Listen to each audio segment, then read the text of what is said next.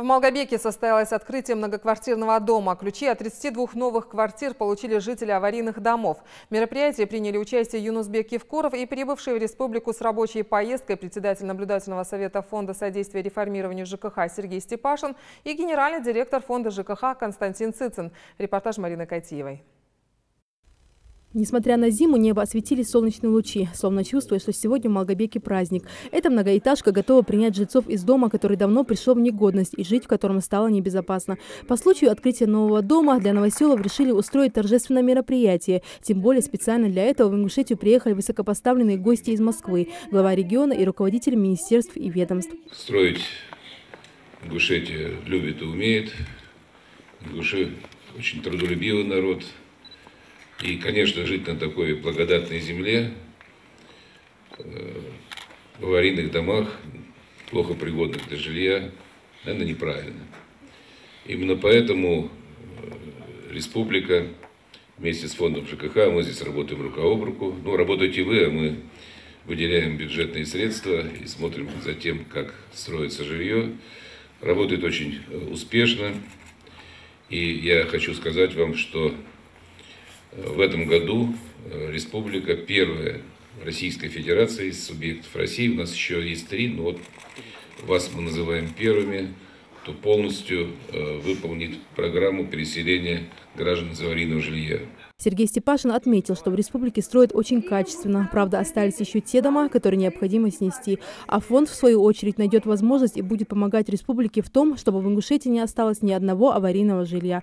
И к всеобщей радости решил преподнести необычный подарок. Хочется сделать еще и подарок, поэтому мы привезли небольшую ведомость платежную на 100 с лишним миллионов рублей в фонд решения будущих проблем переселения из аварийного жилья. Хочу вручить вам.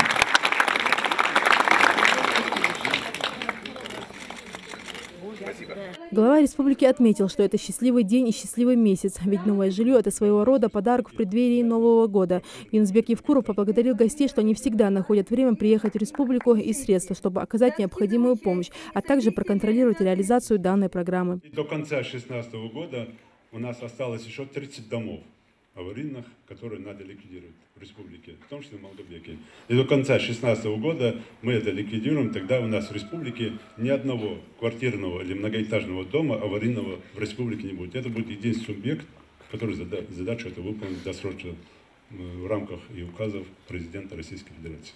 Спасибо, с праздником вас всех. Решили не откладывать долгий ящик и приурочить к празднику награждения особо отличившихся в реализации программы переселения граждан из аварийного жилья. Ведь есть за что, ее выполнили в республике досрочно. Грамотами государственной корпорации Фонда ЖКХ и главы Ингушетии наградили сотрудников Минстроя и подрядных организаций. А затем наступил и кульминационный момент, которого с нетерпением здесь ждали все. Евгения Николаевна.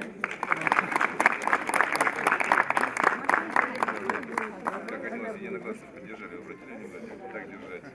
Это ключи. Забирайте.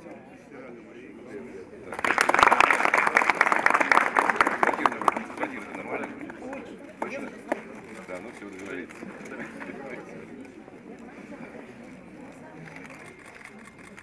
Помимо ключей новоселам подарили и различную бытовую технику. Жильцов нового дома не стали долго томить и перешли к торжественному перерезанию красной ленточки. А затем, как и всегда, глава республики вместе с гостями решили осмотреть, насколько качественно поработали строители. В этот день ключи от своего нового жилья получили 32 семьи. Арби Алироев сегодня под номером 1, ведь он получил ключи от первой квартиры на первом этаже. В его новом доме уже некоторые комнаты обставлены мебелью. Эту возможность им предоставила подрядная организация. На радостях новоселы стали заранее покупать мебель, словно боясь упустить свои квартиры. Так что эти стены ему уже давно знакомы. Сама очень сильная. Любое, по-моему, мне кажется, любое землетрясение он выдержит. Я лично, начиная его, как его начали с земли, до самого конца смотрел за этим, потому что я знал, что я квартиру здесь имею. А сделали строители. Спасибо им за такую.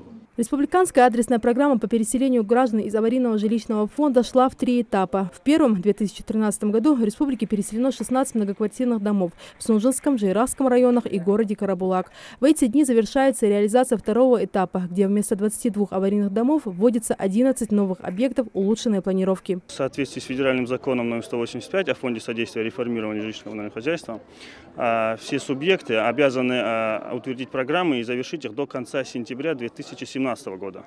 Республика Ингушетия по указанию главы Республики Ингушетия Юнусбека Маматгиреевича добровольно сократила срок реализации мероприятий до декабря 2015 года. То есть мы взяли на себя нагрузку, и целевые показатели 16-17 годов мы уже расселяем в 2015 году. За счет этого мы получили возможность разработать новую программу, включить новые аварийные многоквартирные дома, признанные аварийными после 1 января 2012 года, и получить софинансирование с фонда ЖКХ в размере более 167 миллионов рублей. После обхода дома все поехали к другой многоэтажке, которая была сдана в 2012 году по этой же программе. Этот 6-этажный дом уже давно заселен и теперь считается образцовым. Были такого рода таблички в домах образцового содержания, где действительно людям было жить уютно. Ну а самое главное, в этот дом после рабочего дня всегда хотелось приходить. Чисто, аккуратно, уютно, тепло, насколько я понимаю, и в вашем этом доме. И много, конечно, зависит и от того, кто является управдомом в вашем доме. Я хочу поздравить вашего главного командира в вашем доме, вручить вот эту табличку и пожелать одно, чтобы всегда было тепло в вашем доме, и чтобы на этой замечательной земле, которая прошла многие испытания и страдания, это знаю не понаслышке, особенно первую чеченскую кампанию, чтобы всегда был мир. Вы этого заслужили, дорогие мои. Счастья вам, добра и с наступающим Новым годом. Табличку тут же поспешили повесить на самое видное место. И, конечно, сами жильцы в первую очередь горды таким высоким званием – дом образцового содержания. Марина Котива, Асхаб Героев, Новости 24.